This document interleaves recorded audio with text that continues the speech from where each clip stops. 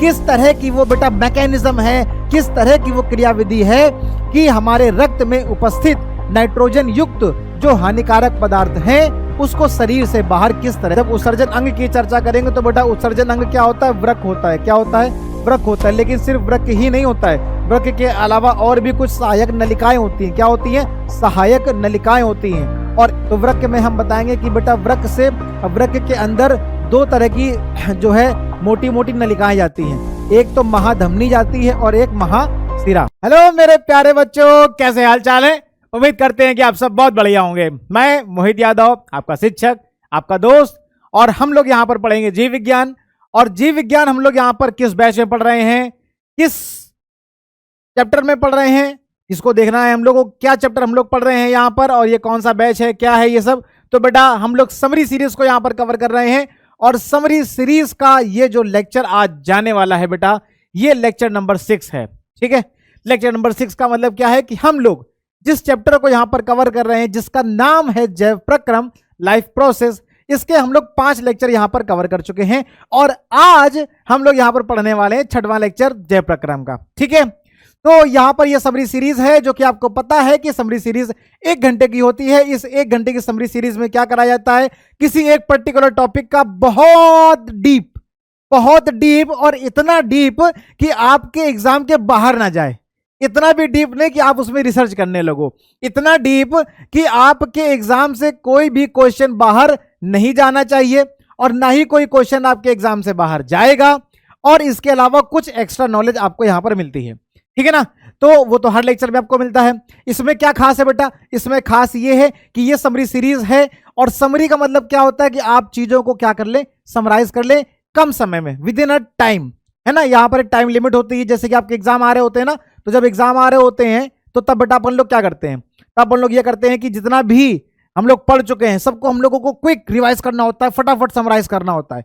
उसके लिए अपन के पास क्या होता है, समय कम होता है, लेकिन कंटेंट पढ़ने के लिए बहुत ज्यादा होता है। तो इस बहुत ज्यादा कंटेंट को हम लोग कम समय में कैसे पढ़ पाएंगे, तो उसको हम लोग कवर करते हैं यहां पर।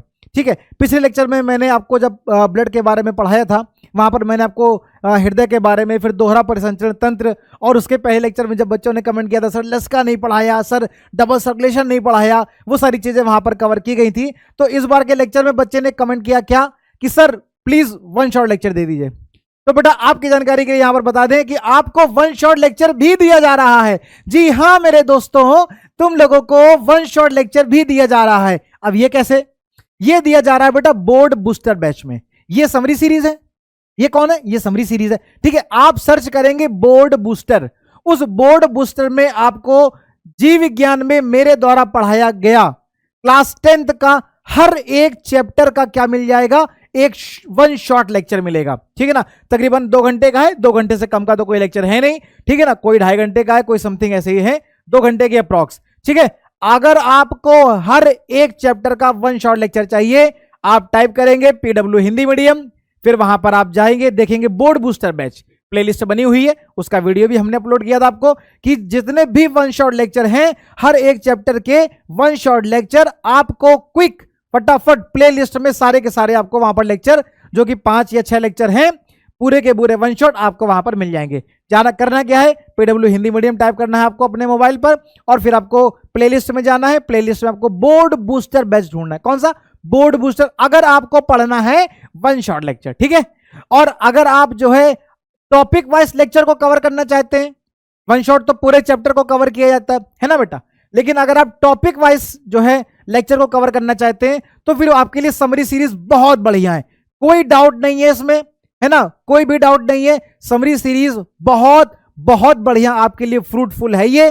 क्यों, 1 घंटे के टाइम लिमिट के अंदर आपको किसी एक टॉपिक के बारे में, चाहे वो डाइजेशन हो या रेस्पिरेशन हो या फिर वो ट्रांसपोर्टेशन हो, मतलब पाचन एवं पोषण हो, ठीक है, वैसे पोषण एवं पाचन होता है, या फिर श्वसन हो, या फिर वो स्थानांतरण की बात हम लोग करते हैं, परिवहन की बात करते हैं, परिवहन की बात करेंगे तो वहां पर फिर जो है रुधिर के बारे में, हृदय के बारे में, दोहरा परिसंचरण के बारे में, लसिका के बारे में, हर चीज के बारे में वहां पर आपको पता चलेगा, रक्तदाब के बारे में भी बताया गया है। तो समरी सीरीज जो है आपके लिए टॉपिक वाइज बहुत बढ़िया। अगर आपको मन है कि हमको सर जो सिर्फ और सिर्फ किसका रिवीजन करना है, श्वसन का, है ना। शोषण हमको थोड़ा सा टफ लग रहा है और हम चाहते हैं कि शोषण का रिवीजन करें, तो आप जाएंगे समरी सीरीज का लेक्चर दूसरा या फिर लेक्चर तीसरे में शोषण के टॉपिक को कवर किया गया है। आप सिर्फ एक लेक्चर देखेंगे, आपका एक टॉपिक खत्म, ठीक है ना। अगर आपको पूरे चैप्टर को समराइज करना है, आप वन शॉट लेक्चर देख लीजिए, ठीक है।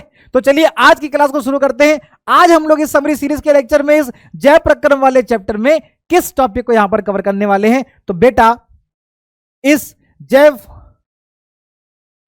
प्रक्रम वाले चैप्टर में हम लोग यहां पर आज जिस टॉपिक को कवर करने वाले हैं वो बहुत ही महत्वपूर्ण टॉपिक है, जो कि बच्चों ने कमेंट में किया भी था, सर सब कुछ तो हो गया है, अब ये उत्सर्जन कब आएगा भाई। तो उत्सर्जन भी आएगा, बिल्कुल टेंशन नहीं लो। हमने आपको क्या बताया था, हमने आपको इस लेक्चर में क्या बताया था, तुमको टेंशन नहीं लेना है, टेंशन नहीं लेने का ब्रो, टेंशन देने का, ठीक है ना।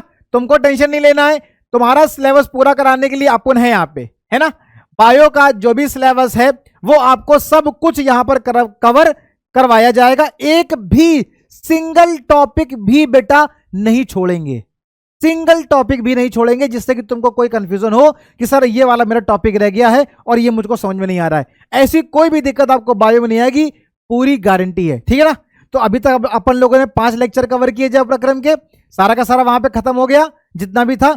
अब जो लास्ट टॉपिक बचा है, जिसको हम लोग जानते हैं किस नाम से, मानव में उत्सर्जन के नाम से जानते हैं।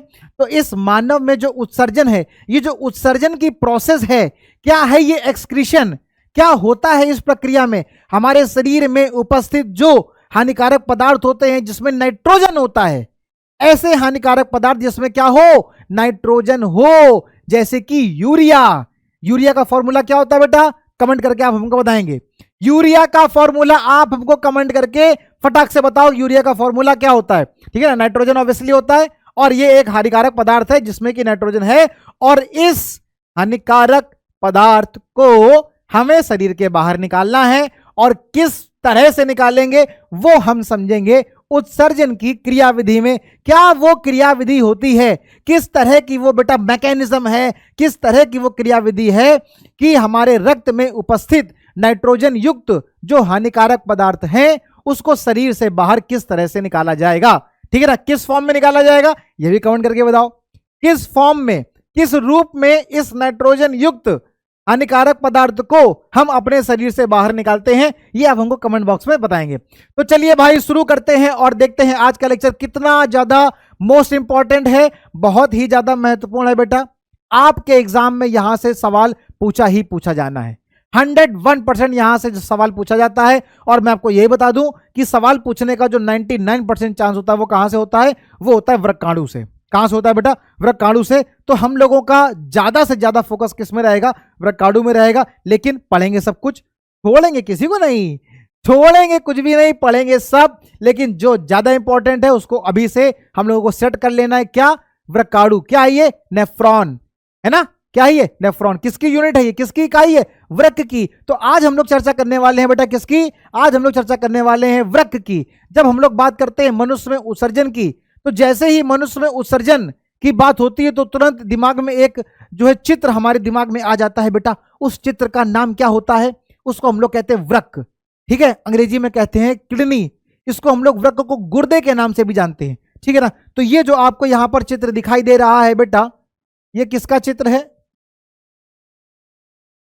ये किसका चित्र है, ये किडनी का चित्र है,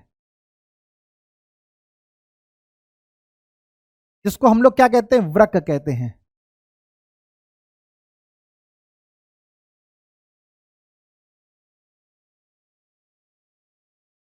क्या कहते हैं, वृक्क।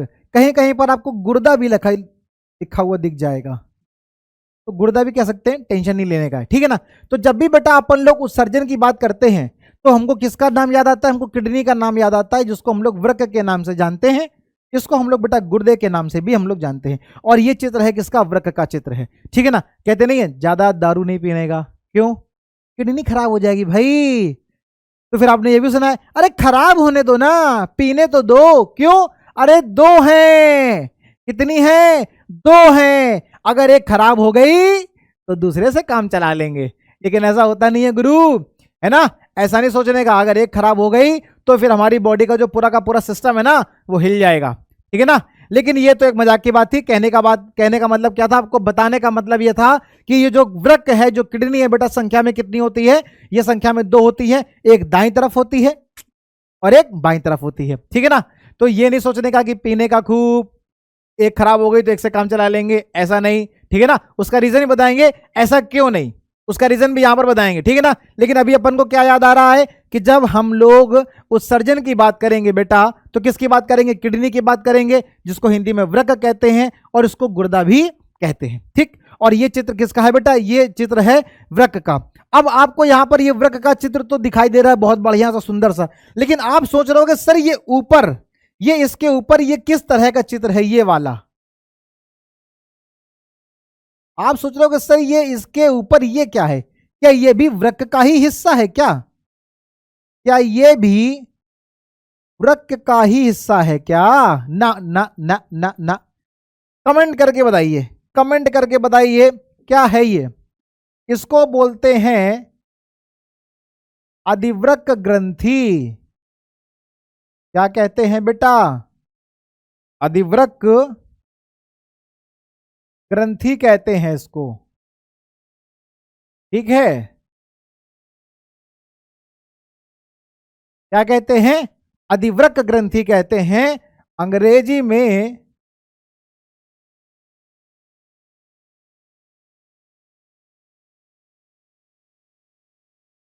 एड्रिनल ग्लैंड कहते हैं। क्या कहते हैं?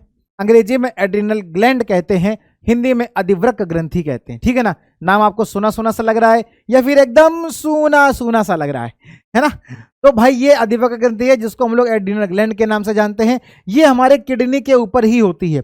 ये किडनी है, वृक्क है, जिसके जस्ट ऊपर एक मुकुट के आकार की संरचना होती है, जिसको हम लोग क्या कहते हैं? अधिवृक्क ग्रंथि कहते हैं। ये आप जो सोच रहे हो ये बिल्कुल वही ग्रंथि है, वही ग्रंथि है ये, जिससे एक हार्मोन्स निकलता है, जिसको हम क्या कहते हैं? लड़ो या मरो, है ना। जिसको हम लोग क्या कहते हैं? फाइट एंड फ्लाइट हार्मोन्स कहते हैं। लड़ो या मरो हार्मोन्स कहते हैं। और ये हार्मोन्स निकलता कहां से है? इसी ग्रंथि से निकलता है, अधिवृक्क ग्रंथि से निकलता है, एड्रिनल ग्लैंड से ही निकलता है। जिसका नाम क्या होता है बेटा? जिसका नाम क्या होता है? इस हार्मोन्स का क्या नाम है जो एड्रिनल ग्लैंड से, अधिवृक्क ग्रंथि से निकलता है? इसका नाम बताओ क्या होता है, जिसको हम लोग लड़ो या मरो हार्मोन्स भी कहते हैं। इसका नाम बताएंगे आप कमेंट बॉक्स में, ठीक है। जब बेटा इसकी बात करते हैं, जब हम लोग वृक्क की बात करते हैं, तो ये कितनी है बेटा? 2 है। एक जोड़ी कितनी है बेटा? एक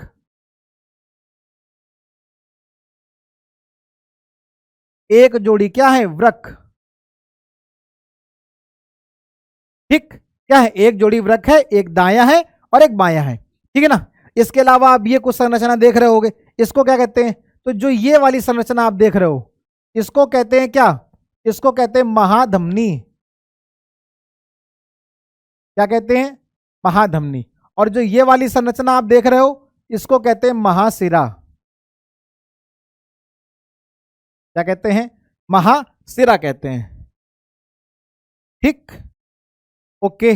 अब इसके अलावा ये तो इसका चित्र हो गया, ये तो इसका चित्र हो गया, ठीक।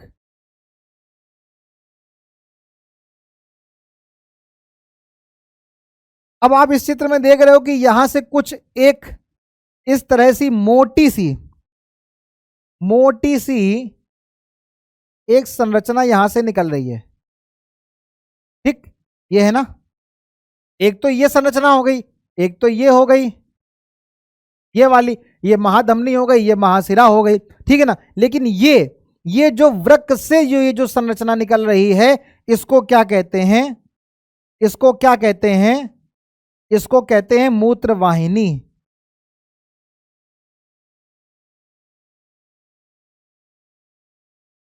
क्या कहते हैं बेटा? मूत्रवाहिनी कहते हैं। तो ये यहां से निकल रही है, इसका मतलब ये दाहिने तरफ से भी निकलेगी। इसका मतलब क्या हो गया? एक जोड़ी। तो एक जोड़ी वृक्क हो गया और एक जोड़ी क्या हो गया बेटा?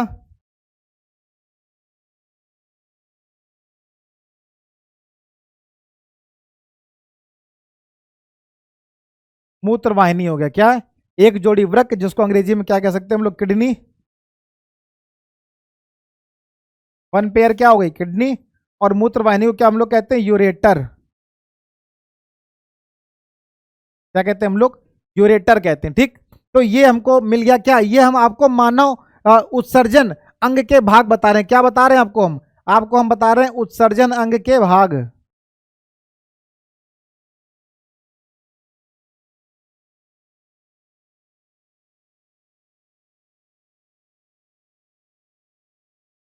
किसकी चर्चा कर रहे हैं बेटा, उत्सर्जन अंग की चर्चा कर रहे हैं। जब उत्सर्जन अंग की चर्चा करेंगे तो बेटा उत्सर्जन अंग क्या होता है, वृक्क होता है। क्या होता है, वृक्क होता है। लेकिन सिर्फ वृक्क ही नहीं होता है, वृक्क के अलावा और भी कुछ सहायक नलिकाएं होती हैं। क्या होती हैं, सहायक नलिकाएं होती हैं। और इस सहायक नलिका में बेटा सबसे पहले नाम किसका आएगा, मूत्रवाहिनी का आएगा। किसका आएगा बेटा, मूत्रवाहिनी का आएगा। एक जोड़ी मूत्रवाहिनी जो दाहिने और बाएं दोनों वृक्क से निकलती है। और ये जो मूत्रवाहिनी है, ये जो मूत्रवाहिनी है, ये आगे चल करके किसमें खुलती है बेटा, मूत्राशय में। किसमें खुलती है, मूत्राशय में, जिसको हम लोग क्या कहते हैं, यूरिनरी ब्लैडर। अंग्रेजी में क्या कहते हैं, यूरिनरी ब्लैडर कहते हैं। हिंदी में क्या कहते हैं बेटा, मूत्राशय कहते हैं।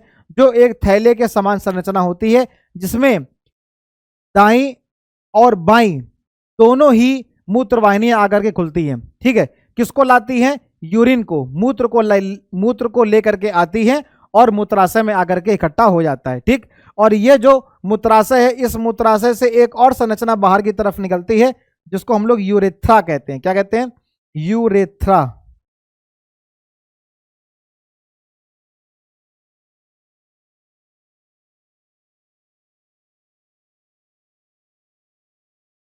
ठीक है बेटा, तो ये हम लोगों ने किसके बारे में देखा, हम लोगों ने देखा ये उत्सर्जन अंग के बारे में, कि जो उत्सर्जन अंग है इसमें क्या क्या चीजें होती हैं। तो बेटा उत्सर्जन अंग जो है वो तो क्या है, वो ये है किडनी, मतलब कि वृक्क। जब हम उत्सर्जन अंग की बात करेंगे तो वो क्या है बेटा, एक जोड़ी वृक्क है। क्या है वो, एक जोड़ी वृक्क है। और बाकी चीजें क्या है बेटा, बाकी चाहे आप बात करो मूत्रवाहिनी की, या फिर आप बात करो मूत्राशय की, या फिर आप बात करो यूरेथ्रा की, ये क्या है, ये है सहायक नलिकाएं। क्या है ये बेटा, ये क्या है, सहायक नलिकाएं। यहां लिख देता हूं,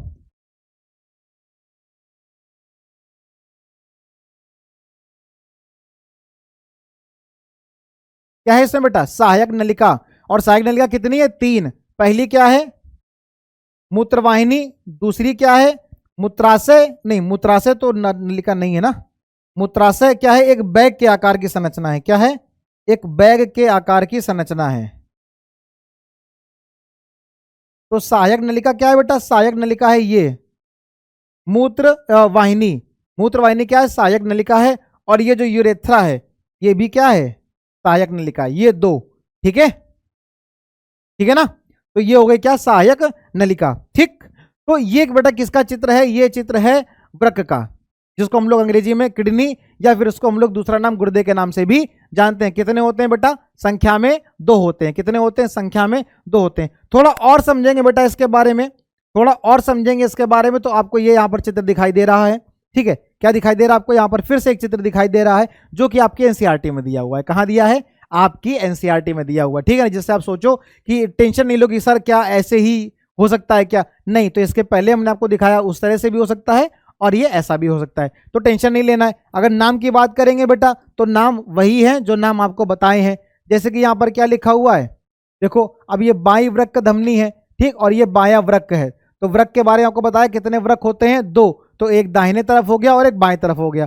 तो जो वृक्क बाएं तरफ होगा वो बाया वृक्क हो गया, और जो दाहिने तरफ होगा वो दाया वृक्क हो गया। ठीक, तो आप इसको आराम से कर लेंगे। ठीक, और ये क्या हो गया, महाधमनी हो गई। ये क्या है, महाशिरा है। और ये क्या निकल रही है, ये कुछ नलिका के आकार की संरचना निकल रही है ना, यहां से देखो, ये कुछ नलिका के आकार की संरचना निकल रही है। और इस नलिका के आकार की संरचना को क्या कहते हैं, मूत्रवाहिनी कहते हैं। क्या कहते हैं बेटा, क्या कहते हैं, मूत्र वाहिनी कहते हैं। ठीक, ये मूत्र वाहिनी आगे चल के किस में खुल जाएगी, ये एक बैग के आकार की संरचना है, झोले के आकार की, जिसको क्या कहते हैं, मूत्राशय कहते हैं। और ये मूत्राशय आगे चलकर खुलेगा मूत्र मार्ग में, जिसको हम लोग यूरेथ्रा कहते हैं। क्या कहते हैं, यूरेथ्रा कहते हैं, और हिंदी में इसको हम लोग मूत्र मार्ग कहते हैं। ठीक, ये सारी की सारी चीजें लिखी हुई है। उत्सर्जन क्या होता है बेटा, उत्सर्जन क्या होता है, उत्सर्जन एक वह जैव प्रक्रम है जिसमें हानिकारक, किसको बेटा, हानिकारक नाइट्रोजन युक्त, तो हमें किस पे जोर देना है, एक तो ये हानिकारक है, क्या है, हानिकारक है, और जो महत्वपूर्ण बात है वो क्या है कि नाइट्रोजन युक्त है। क्या है, हानिकारक नाइट्रोजन युक्त पदार्थ होते हैं। कैसे होते हैं, हानिकारक नाइट्रोजन युक्त पदार्थ होते हैं। जैसे कि आपको दिख गया अमोनिया, जैसे कि क्या है, अमोनिया, और हमने आपसे जो पूछा था वो क्या था, यूरिया। और क्या हो सकता है इसके अलावा बेटा, यूरिक अम्ल हो सकता है। तो अब कितनी चीजें यहां पर मिल गई बेटा, 3 चीजें, पहला अमोनिया, दूसरा यूरिया, और तीसरा यूरिक अम्ल। तो ये तीनों क्या है, हानिकारक पदार्थ हैं जिसमें क्या उपस्थित होता है, नाइट्रोजन। क्या लिखा बेटा, नाइट्रोजन युक्त हानिकारक पदार्थ होते हैं। इनका क्या किया जाता है, निष्कासन किया जाता है, अर्थात इनको शरीर से बाहर निकाला जाता है। और इनको शरीर से बाहर निकालने की जो प्रक्रिया है उसी को क्या कहते हैं बेटा, उत्सर्जन कहते हैं। क्या कहते हैं उसको, उत्सर्जन कहते हैं। ठीक है, अब हम अगर बात करेंगे बेटा उत्सर्जन तंत्र की, किसकी बात करेंगे, मानव उत्सर्जन तंत्र की बात करेंगे। तो बेटा इस तंत्र में क्या क्या आ जाएगा, इस तंत्र में बेटा एक जोड़ी किडनी आ जाएगी, मतलब वृक्क आ जाएगा, एक जोड़ी मूत्रवाहिनी आ जाएगी, एक मूत्राशय, मूत्राशय एक होगा, हमने आपको बताया था ना। देखो ये जो मूत्राशय है ये क्या है, एक मूत्राशय होगा। मूत्राशय कैसा होगा, एक होगा। और वहीं जो यूरेथ्रा, जिसको हिंदी में क्या कहते हैं, मूत्र वाहिनी, नहीं मूत्र मार्ग, क्या कहते हैं, मूत्र मार्ग। तो ये एक क्या आ गया, मूत्र मार्ग हो गया, जिसको अंग्रेजी में क्या कहते हैं बेटा, यूरेथ्रा कहते हैं। सिर्फ इतनी सी बात है किसमें, मानव के उत्सर्जन अंग में। जब आपसे एग्जाम में क्वेश्चन पूछेगा कि मानव उत्सर्जन अंग क्या होता है, इसके बारे में चर्चा कीजिए, तो आप बताएंगे कि मानव उत्सर्जन अंग क्या है बेटा, वृक्क है। और जब इसकी चर्चा करेंगे तो हम वहां पर यह भी बताएंगे जो वृक्क है ये संख्या में कितने होते हैं, 2 होते हैं, मतलब कि एक जोड़ी वृक्क होते हैं। ठीक, इस एक जोड़ी वृक्क में क्या क्या पाया जाता है, तो दोनों ही, मतलब एक जोड़ी वृक्क के ऊपर एक जो संरचना होती है मुकुट के आकार की, उसको क्या कहते हैं, अधिवृक्क ग्रंथि कहते हैं। पहली बात, महत्वपूर्ण बात, ठीक, क्या कहते हैं उसको, अधिवृक्क ग्रंथि कहते हैं। अब जब इसके बाद हम वृक्क की चर्चा करेंगे तो वृक्क में हम बताएंगे कि बेटा वृक्क के अंदर 2 तरह की जो है मोटी मोटी नलिकाएं जाती हैं, एक तो महाधमनी जाती है और एक महाशिरा। ठीक है ना, एक महाधमनी हो गई और एक महाशिरा हो गई। अब जो धमनी है उसमें कौन सा रुधिर होता है, ऑक्सीजनित, और जो सिरा है उसमें कौन सा रुधिर होता है, डीऑक्सीजन। ठीक है, पिछली क्लास में हम लोगों ने इसके बारे में चर्चा करी थी, है ना। लेकिन धमनी और सिरा का अपवाद भी होता है, हमने आपको बताया था फुसफुस धमनी और फुसफुस सिरा क्या है, इसका अपवाद होता है। ठीक है ना, अगर थोड़ी सी भी कंफ्यूजन हो तो एक बार फिर से आप लेक्चर नंबर 5 को देख लेंगे तो आपकी कंफ्यूजन वहां पर दूर हो जाएगी। ठीक है ना, तो ये हो गया। इसके अलावा प्रत्येक वृक्क से, कितने वृक्क हैं, 2, एक जोड़ी, तो प्रत्येक वृक्क से एक पतली लंबी नलिका के आकार की संरचना निकलती है, जिसको क्या कहते हैं, मूत्र वाहिनी कहते हैं। क्या कहते हैं बेटा, मूत्र वाहिनी कहते हैं। क्या कहते हैं, मूत्र वाहिनी कहते हैं। क्लियर है। अब ये जो मूत्र वाहिनी है जो कितनी है संख्या में, 2, क्योंकि एक आ रही है दाहिने वृक्क से और एक आ रही है बाएं वृक्क से। तो दाएं और बाएं वृक्क से आने वाली पतली और लंबी जो ये मूत्र वाहिनी है, ये दोनों आकर के किस में खुलती हैं बेटा, एक थैले के समान, एक बैग के समान संरचना होती है जिसको हम मूत्राशय कहते हैं। ये दोनों मूत्र वाहिनी आकर के किस में खुल जाती हैं, मूत्राशय में खुल जाती हैं। और मूत्राशय से फिर एक मोटी सी नलिका निकलती है, इस मोटी सी नलिका को क्या कहते हैं, मूत्र मार्ग कहते हैं। ठीक, तो जितना मैंने आपको बताया, अगर आपको इतना समझ में आ गया तो बेटा इतना ही लिखना है, इससे ज्यादा कुछ भी नहीं लिखना है, एक सिंगल लाइन भी इसके अलावा नहीं लिखनी है। अगर परिभाषा पूछेगा तो परिभाषा आप उत्सर्जन की ये लिख देंगे कि उत्सर्जन क्या है, तो जैव प्रक्रम की वह प्रक्रिया है जिसमें नाइट्रोजन युक्त हानिकारक पदार्थों को क्या किया जाता है, शरीर से बाहर निष्कासित किया जाता है। अब ये जो नाइट्रोजन युक्त हानिकारक पदार्थ होते हैं ये क्या क्या हो सकते हैं बेटा, तो अमोनिया हो सकता है, यूरिया हो सकता है और यूरिक अम्ल हो सकता है। ठीक, यूरिया का फॉर्मूला आप हमको कमेंट करके बताएंगे। तो यूरिया का फॉर्मूला बेटा क्या होता है, अगर अमोनिया का तो पता ही है NH3 होता है, अगर बेटा यूरिया के फॉर्मूले की बात करेंगे तो क्या होता है, NH2CO NH2 क्या होता है? NH2CO NH2 क्या होता है बेटा? यूरिया का फॉर्मूला होता है। ठीक है, NH2CO NH2 क्या है? ये यूरिया का फॉर्मूला है। ठीक है, आगे बढ़ते हैं बेटा। जब आगे बढ़ेंगे तो फिर हम बात करेंगे किसकी? उत्सर्जन की क्रियाविधि की। किसकी बात करेंगे बेटा? क्रियाविधि की। हमने आपको बताया कि इस टॉपिक में, उत्सर्जन वाले टॉपिक में बेटा जो सबसे ज्यादा महत्वपूर्ण चीज है वो क्या है? वो ये क्रियाविधि है। क्यों? क्योंकि जो बेटा उत्सर्जन की क्रियाविधि है वो किसके माध्यम से होती है? वो होती है नेफ्रॉन के माध्यम से। अरे बाप रे बाप, ये नेफ्रॉन क्या है भाई? ये नेफ्रॉन क्या बला है? अरे कुछ नहीं है, नेफ्रॉन को ही कहते हैं वृक्काणु। क्या कहते हैं बेटा? वृक्काणु। और ये वृक्काणु क्या बला है? वृक्काणु क्या चीज है भाई? वृक्काणु वृक्क की इकाई है। वृक्काणु क्या है? वृक्क की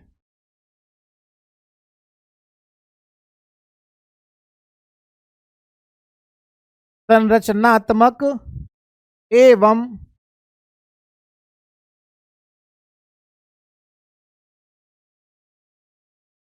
क्रियात्मक इकाई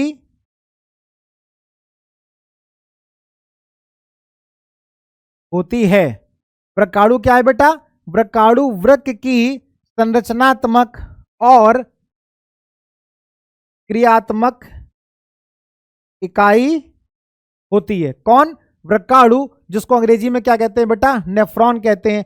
और ये यहां पर जो चित्र बना है बेटा, किसका चित्र है? नेफ्रॉन का चित्र है। किसका चित्र है बेटा? ये नेफ्रॉन का, अर्थात वृक्काणु का चित्र है। और वृक्काणु क्या है? वृक्काणु वृक्क की इकाई है, जिसमें क्या होता है? जिसमें क्रियाविधि होती है। क्या होती है? क्रियाविधि होती है, मैकेनिज्म होती है। कौन सी क्रियाविधि होती है बेटा? यूरिन के बनने की, मूत्र निर्माण की क्रियाविधि यहीं पर होती है, जिसमें जिसमें क्या होता है? जिसमें रुधिर में, किसमें बेटा? रुधिर में जो हानिकारक, और कौन से हानिकारक? नाइट्रोजन युक्त जो हानिकारक पदार्थ हैं, उसको यहां पर क्या किया जाता है? छान लिया जाता है और फिर उसको मूत्र के माध्यम से कहां पर इकट्ठा कर दिया जाता है? फिर मूत्राशय में, और फिर मूत्राशय से मूत्र मार्ग के माध्यम से पेनिस की सहायता से, शिश्न की सहायता से उसको शरीर के बाहर त्याग दिया जाता है। ठीक, निष्कासित कर दिया जाता है। अब ये बेटा जो वृक्काणु का चित्र है, क्या है ये वृक्काणु की संरचना है। क्या है बेटा?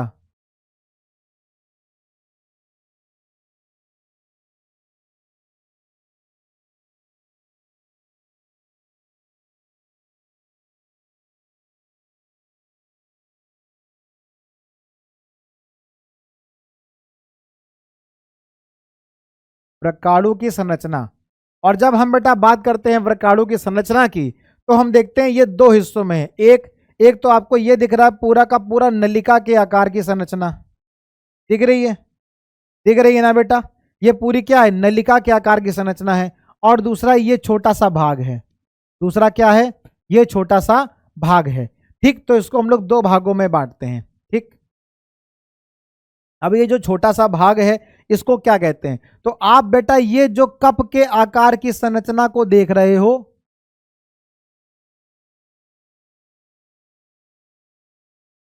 आप जो यहां पर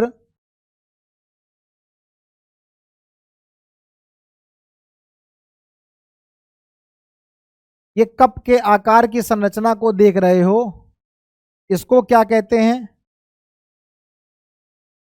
इसको क्या कहते हैं? इसको कहते हैं बोमेन संपुट। क्या कहते हैं बेटा? बोमेन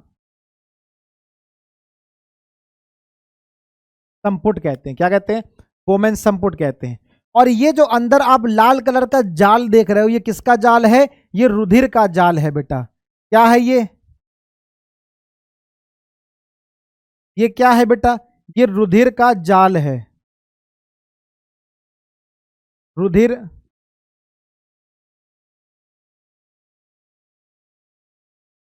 रुधिर वाहिकाओं का जाल है। अगर ये रुधिर वाहिकाओं का जाल है तो इसको कहते क्या है बेटा? इसको कहते हैं ग्लोमेरुलस। क्या कहते हैं बेटा? ग्लोमेरुलस कहते हैं इसको।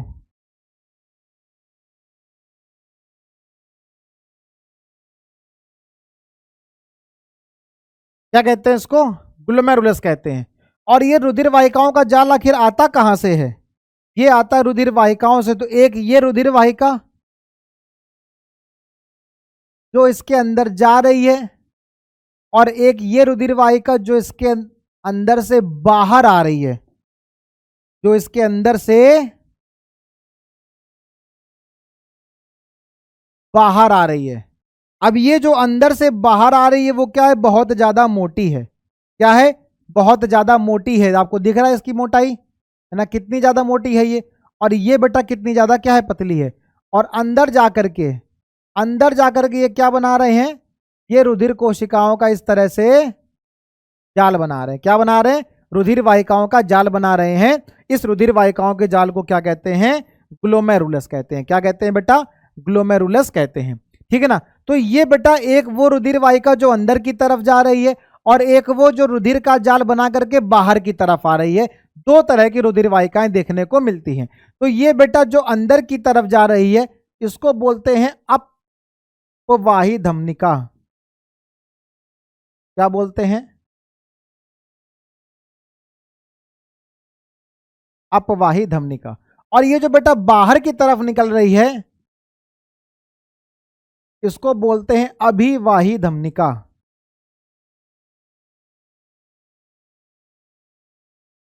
क्या बोलते हैं? अभिवाही धमनिका। तो दो तरह की यहां पर धमनिका देखने को मिलती हैं, जो क्या है बेटा? जो एग्जैक्टली क्या है? रुधिर वाहिकाएं हैं। क्या है? रुधिर वाहिकाएं हैं। ये रुधिर वाहिका एक अंदर की तरफ जाती है। किसमें जाती है बेटा? ये जाती है बोमेन संपुट में। किसमें जाती है ये? बोमेन संपुट में जाती है। और बोमेन संपुट में जा करके क्या करती है? रुधिर वाहिकाओं का जाल बनाती है। इस रुधिर वाहिकाओं के जाल को क्या कहते हैं बेटा? ग्लोमेरुलस कहते हैं। क्या कहते हैं? ग्लोमेरुलस कहते हैं। और रुधिर वाहिकाओं का जाल बना करके फिर ये बाहर की तरफ आ जाती है। एक तो बेटा हो गया ये भाग, ठीक है, ठीक है ना। एक तो हो गया ये वाला भाग।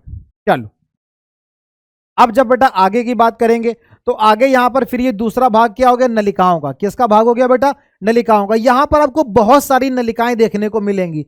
एक तो बेटा ये नलिका आपको देखने को मिल रही है बोमेन संपुट के पास। जैसे ही बोमेन संपुट से निकले तो ये कुछ कुंडली के आकार की कुंडली बनाते हुए ये नलिका आई। ये नलिका आई मोटी सी, और ये कुछ कुंडली बनाते हुए ऐसे, जैसे सांप कुंडली बना लेता है, बस ऐसे ही कुछ कुंडली बनाते हुए ये यहां से बाहर निकली है। और ये बेटा बोमेन संपुट के पास में है। कहां पर है? इस बोमेन संपुट के पास में है। और क्या बना रही है? कुंडली। इसलिए इसका नाम क्या हो गया? इसका क्या नाम हो गया? इसका नाम हो गया समीपस्थ, क्योंकि ये समीप में है। किसके समीप में है? बोमेन संपुट के। इसलिए इसका नाम हो गया समीपस्थ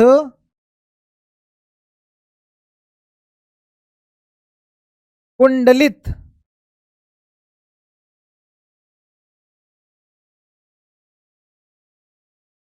समीपस्थ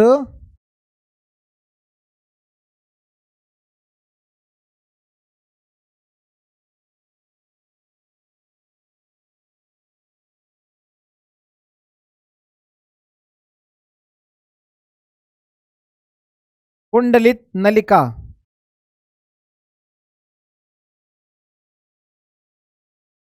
क्या नाम हो गया इसका बेटा? समीपस्थ कुंडलित नलिका। ठीक है।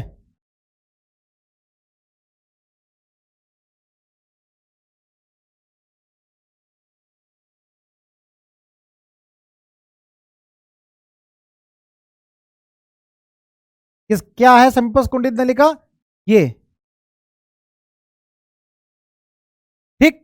फिर ये जो समीपस्थ कुंडलित नलिका है, समीपस्थ का मतलब हो गया समीप, समीप का मतलब हो गया पास में। किसके पास में? बोमेन संपुट के पास। तो जो नलिका बोमेन संपुट के पास है वो हो गया समीपस्थ कुंडलित नलिका। और ये समीपस्थ कुंडलित नलिका नीचे की तरफ आ रही है। ये नीचे की तरफ आ रही है, और फिर यू के आकार बना करके फिर ये ऊपर की तरफ जा रही है। भाई साहब, यू का आकार बना के कहां जा रही है? ऊपर की तरफ जा रही है। तो ये पहले समीपस्थ कुंडलित नलिका ये बेटा कहां आ रही? नीचे। और कुछ यू का आकार बना के कहां जा रही है? ऊपर जा रही है। इसको क्या कहते हैं? इसको कहते हैं बेटा हेनले का लूप। क्या कहते हैं इसको? हेनले का लूप।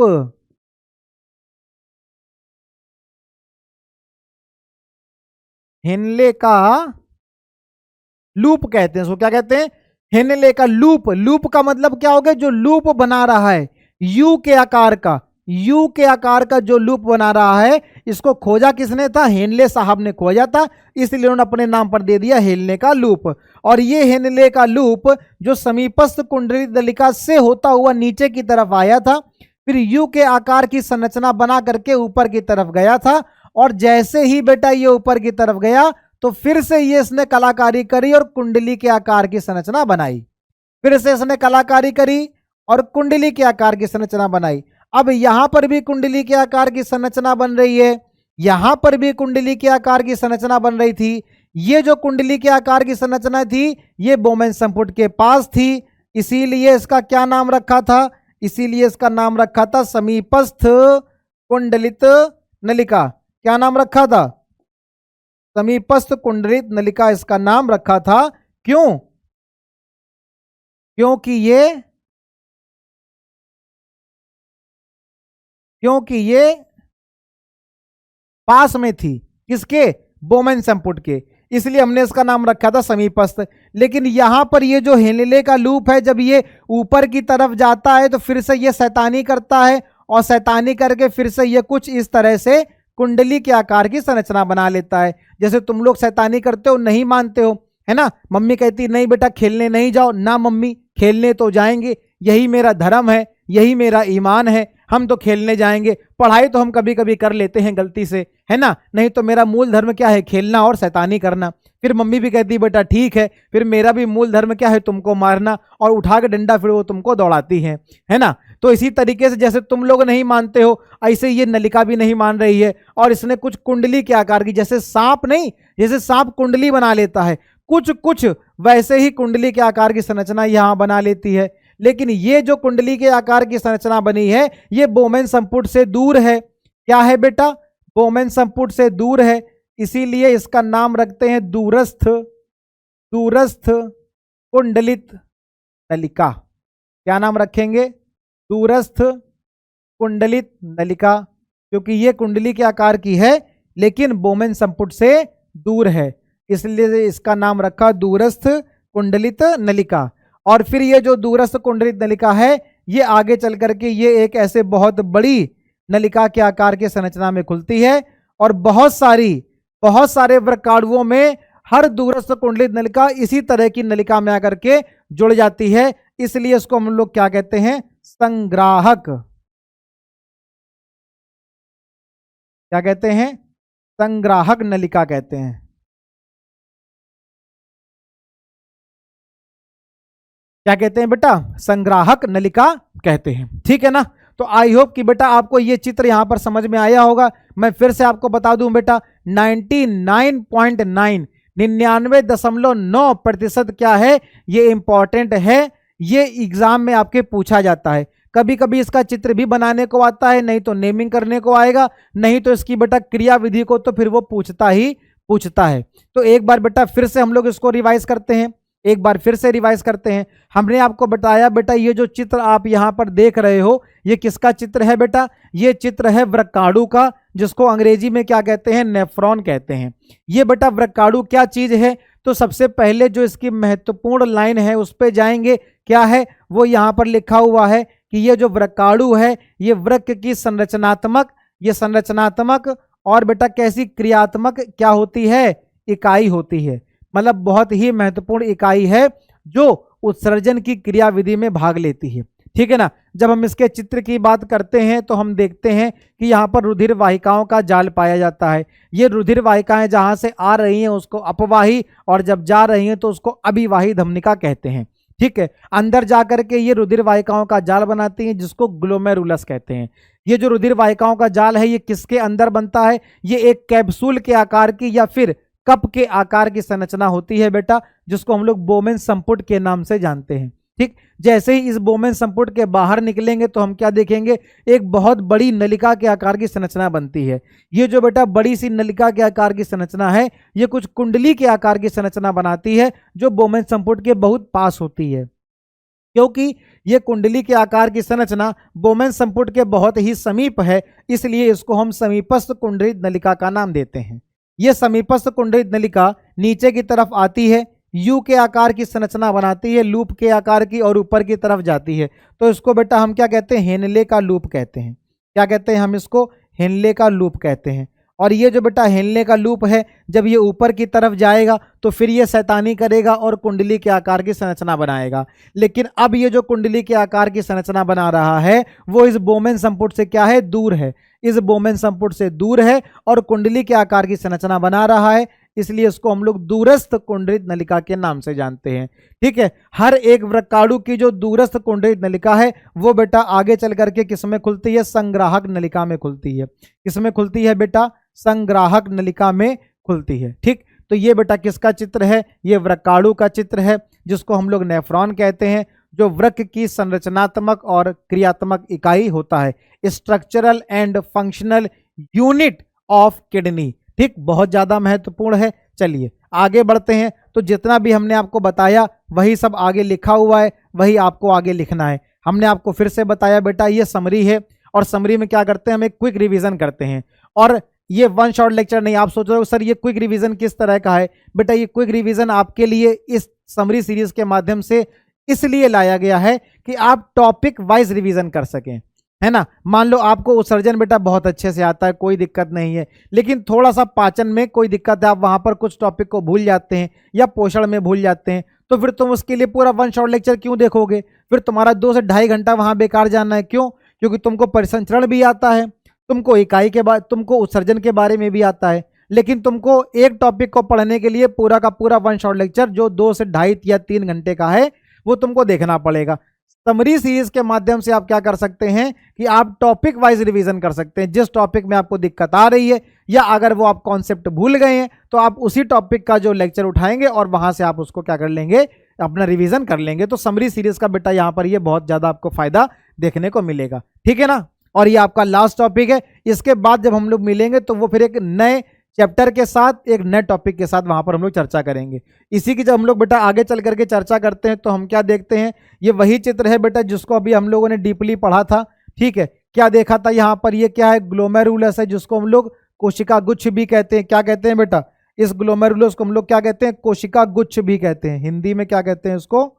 कोशिका गुच्छ। ठीक, क्या कहते हैं बेटा? कोशिका गुच्छ कहते हैं। ठीक, ग्लोमेरुलस जो क्या है? रुधिर वाहिकाओं का जाल है। ठीक, और ये किसके अंदर बनता है बेटा? बोमेन संपुट के अंदर बनता है। ठीक है, फिर ये बेटा यहाँ पर ये जो कुंडली के आकार की संरचना देख रहे हो, ये क्या हो गई? ये समीपस्थ कुंडली नलिका है। कैसी है ये? समीपस्थ कुंडलित नलिका है। जो दूर है वो आगे चल करके क्या बनाएगी? दूरस्थ कुंडलित नलिका बनाएगी। क्या बनाएगी? दूरस्थ कुंडलित नलिका बनाएगी। और फिर ये किसमें खुल जाएगी? संग्राहक वाहिनी में खुल जाएगी। ठीक, जो मूत्र बनने का उद्देश्य है वो क्या है बेटा?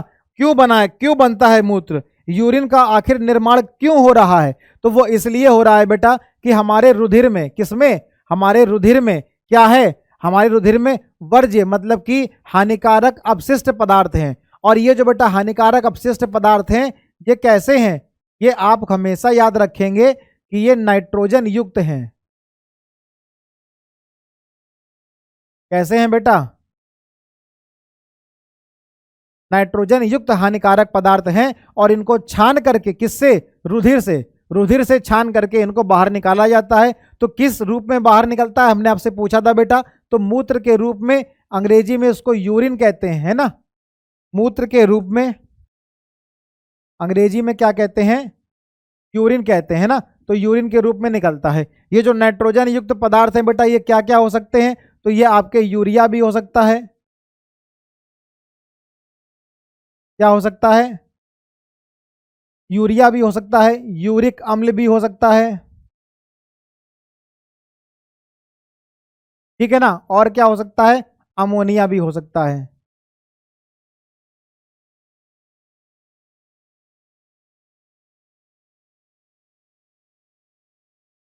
ठीक है ना।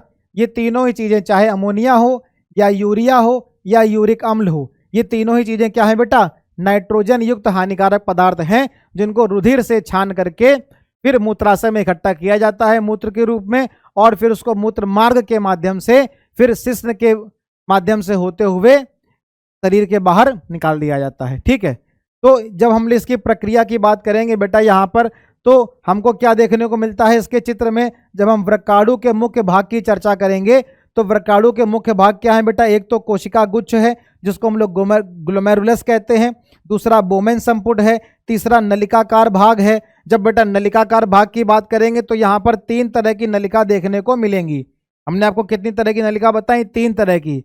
एक बेटा समीपस्थ है, एक क्या है समीपस्थ है, दूसरा हेनले लूप है,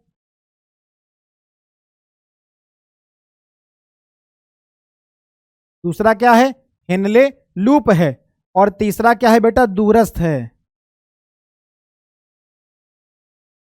दूरस्थ कुंडलित नलिका। तो जब नलिकाकार भाग की बात करेंगे तो 3 तरह की नलिका देखने को मिलेंगी, एक समीपस्थ कुंडलित नलिका, एक हेनले का लूप, और तीसरा दूरस्थ कुंडलित नलिका।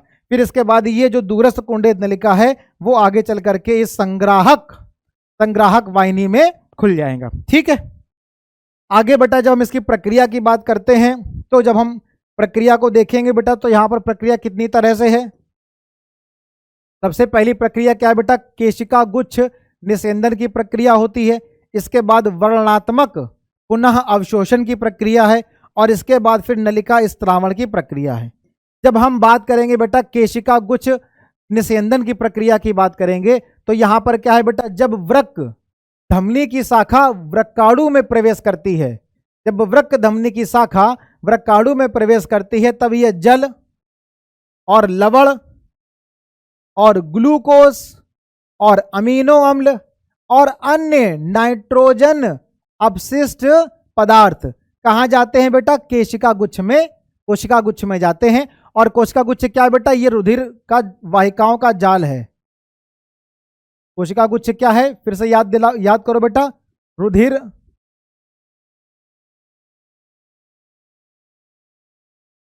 वाहिकाओं का क्या है, जाल। कोशिका गुच्छ क्या है बेटा, रुधिर वाहिकाओं का जाल है। वहां पर जाकर क्या कर जाएंगे, छन जाएंगे, और छन के फिर बोमेन संपुट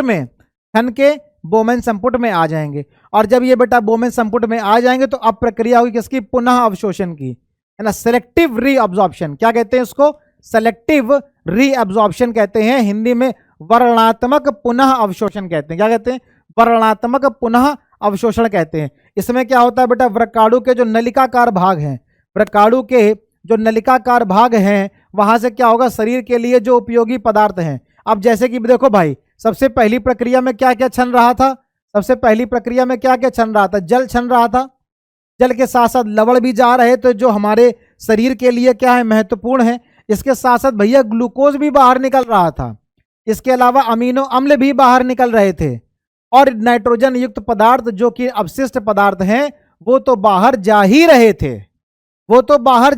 थे, बाहर जाना किसको था, सिर्फ और सिर्फ बाहर किसको जाना था बेटा, सिर्फ और सिर्फ नाइट्रोजन युक्त अपशिष्ट पदार्थों को। लेकिन कहते हैं ये गेहूं के साथ घुन भी पिसता है, अगर ध्यान ना दो तो इसलिए नाइट्रोजन युक्त अपशिष्ट पदार्थ के साथ कौन कौन चला गया छन करके, जल भी निकल गया, है ना। 90 से 95% क्या निकल जाता है, जल। ठीक है ना, या हम कह सकते हैं 92 से 97% क्या निकल जाता है, जल छन जाता है। उसके साथ सॉल्ट भी चले जाते हैं, लवण भी, और ग्लूकोज जो इतना महत्वपूर्ण है वो भी छन जाता है ना। इसके अलावा अमीनो अम्ल जो हमारे शरीर के लिए बहुत महत्वपूर्ण है वो भी छन जाते हैं, किसके साथ, नाइट्रोजन युक्त अपशिष्ट पदार्थों के साथ। इसलिए ये जितने भी ये महत्वपूर्ण पार्ट हैं इन सभी को क्या किया जाएगा, पुनः अवशोषण किया जाएगा। कहां जा रहे हो, क्या कहेगा, कहां जा रहे हो, इधर आओ, जाने नहीं देंगे।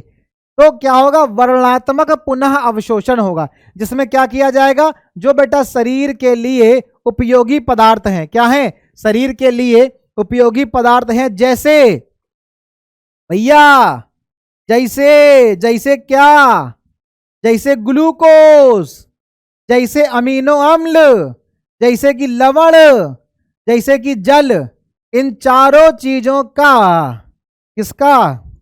इन चारों चीजों का, ओफो,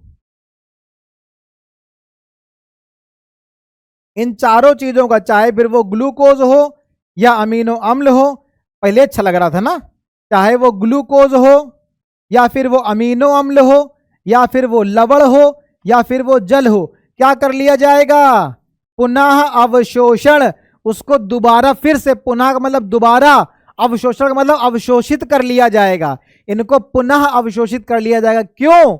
क्योंकि ये जो लवण है, ये जो ग्लूकोज है, ये जो जल है, ये जो अमीनो अम्ल हैं, ये हमारे शरीर के लिए उपयोगी पदार्थ हैं। इनको नहीं छानना है रुधिर के साथ, किसको छानना है? गेहूं को। और गेहूं कौन है? नाइट्रोजन युक्त अपशिष्ट पदार्थ जो हमारे शरीर के लिए हानिकारक है। कौन? गेहूं। अरे ना भाई, गेहूं तो जरूरी है, हमारे शरीर के लिए हानिकारक कौन है? नाइट्रोजन युक्त अपशिष्ट पदार्थ। इनको शरीर से बाहर छानना था, लेकिन इनके साथ साथ क्या हुआ? ये ग्लूकोज, अमीनो अम्ल, ये जल और ये लवण, ये सब के सब क्या हो गए? छन गए। इसलिए वृक्काणु ने कहा, ना भैया ना, जाने नहीं देंगे तुमको, हम पकड़ लेंगे। और जो उसके नलिकाकार भाग हैं, कौन से नलिकाकार भाग? समीपस्थ कुंडलित नलिका, हेनले का लूप और दूरस्थ कुंडलित नलिका, ये जो नलिकाएं हैं, ये नलिकाएं क्या करेंगी? जल को, ग्लूकोज को, अमीनो अम्ल को और लवण को पुनः अवशोषित कर लेंगी। क्यों? क्योंकि ये बेटा हमारे शरीर के लिए क्या है? उपयोगी पदार्थ है। ठीक, इसके बाद हम बात करते हैं नलिका स्त्रावण की। और नलिका स्त्रावण में क्या होगा बेटा? यूरिया और अतिरिक्त जल और कुछ लवण जैसे जो उत्सर्जी पदार्थ हैं, वो वृक्काणु के नलिकाकार भाग से के अंतिम सिरे में रह जाते हैं और फिर किसका निर्माण करते हैं?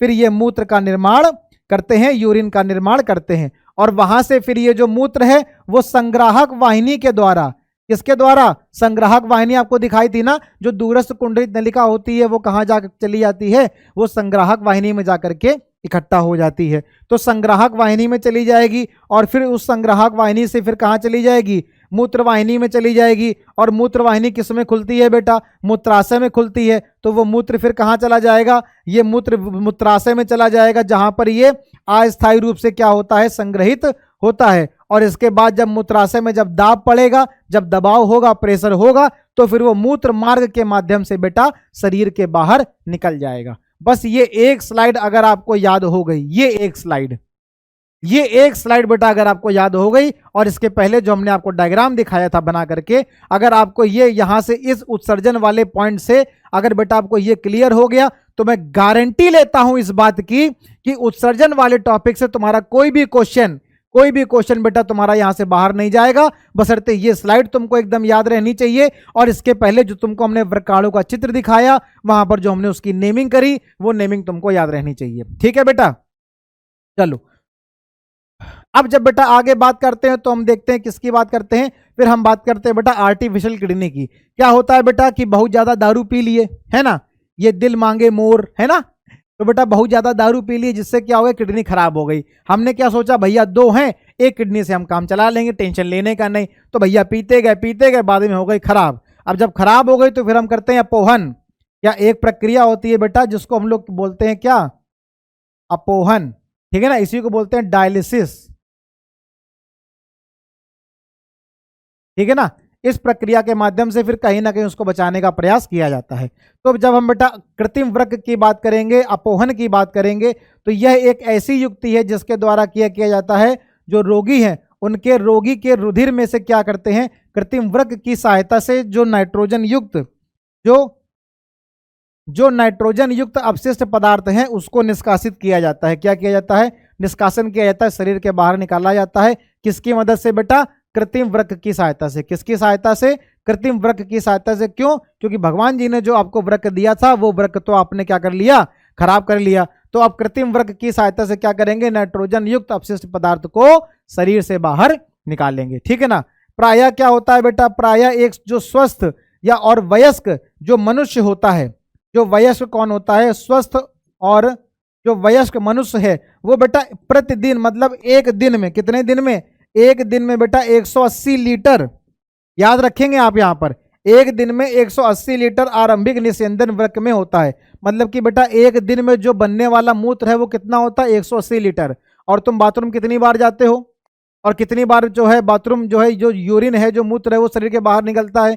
ये जो 180 लीटर है क्या हो रहा है, ये पहली की प्रक्रिया में छन रहा था। जब हमने बेटा किसकी बात करी थी, जब हमने बात करी थी केशिकागुच्छ निस्यंदन की, तो इस निस्यंदन की प्रक्रिया में ये जो प्रक्रिया हुई थी जिसमें जल, लवण, ग्लूकोज, अमीनो अम्ल, नाइट्रोजन युक्त अपशिष्ट पदार्थ जब छन गए थे, तो जब छन गए थे तो कितने यूरिन का निर्माण हुआ था, 180 लीटर। 180 लीटर कब, एक दिन में।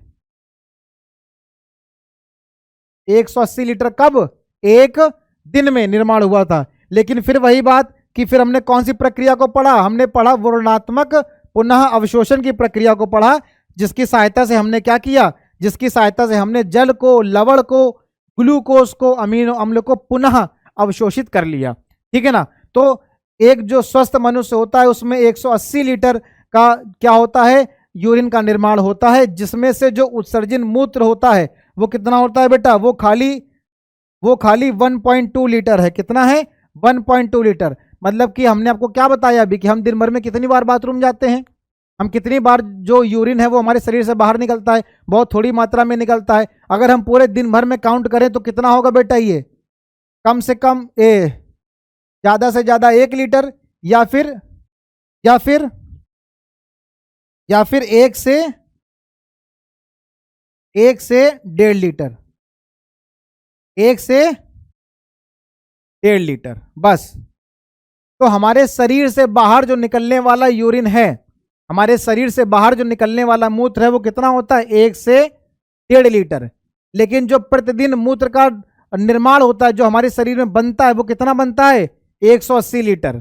तो बेटा अगर कौन सी प्रक्रिया ना हो, अगर ये दूसरी वाली प्रक्रिया ना हो, कौन सी, ये वर्णनात्मक पुनः अवशोषण, अगर ये प्रक्रिया बेटा ना हो तो समझो फिर क्या हो जाएगा।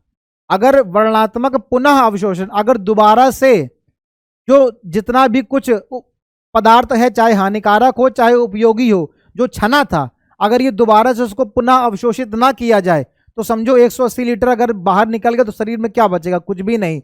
लेकिन भगवान जी ने कहा बेटा तुमको टेंशन लेने की जरूरत नहीं है, हम एक प्रक्रिया बना रहे हैं जिसका नाम है पुनः अवशोषण। जितना भी निस्यंदन होगा वो सब का सब हम दोबारा उसको क्या कर लेंगे, अवशोषित कर लेंगे, उसको दोबारा से रीअब्सॉर्ब कर लेंगे। और 180 लीटर जिसका निर्माण हो रहा था वहां पर 180 लीटर की जगह 1 से 1.5 लीटर ही यूरिन का निर्माण, मूत्र का निर्माण होता है, और इतना ही हमारे शरीर से एक दिन में मूत्र बाहर जाता है। ठीक है, तो ये प्रक्रिया होती है। कृत्रिम वृक्क के बारे में हमने आपको बताया। चलो भाई अब रिवीजन कर लेते हैं। तो रिवीजन में बेटा आज हम लोगों ने क्या क्या चीजें पढ़ी, बताओ जरा, बताओ बताओ बताओ बताओ, quick quick quick quick quick quick, क्या पढ़ा हम लोगों ने रिवीजन में। आज हम लोगों ने पढ़ा मानव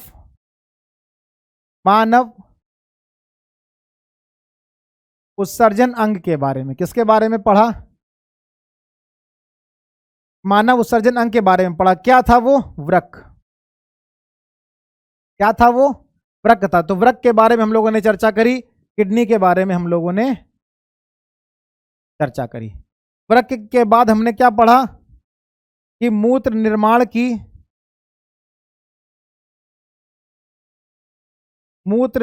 की क्रियाविधि क्या है।